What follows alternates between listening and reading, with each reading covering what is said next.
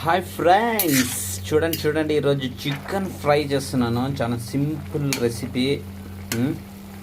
బాగా నీళ్ళు ఉన్నాయి ఇవి.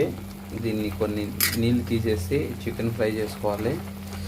చాలా అంటే చాలా బాగుంది. కొంచెం పసుపు వేసుకోవాలి. దీనికి కొంచెం పసుపు వేసుకునేసినాము. బాగా ఉడికినాక ఎర్రగడ్డలు వేసుకోవాలి దీంట్లోకి. అలాగే మిరపకాయలు వేసుకోవాలి. వెల్లుల్లి పేస్ట్ ఇట్లా దంచుకొని దీంట్లోకి వేసుకోవాలి.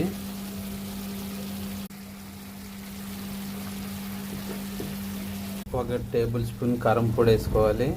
మీకు ఇంకా కారం ఎక్కువ కావాలంటే వేసుకోండి. ఓకేనా? కారం ఎక్కువ కావాలంటే వేసుకోండి. నాకు కొంచెం స్పైసీ కావాలని వేసుకుంటున్నాను. ఒక 10 నిమిషాలు ఇలా పెట్టేయండి.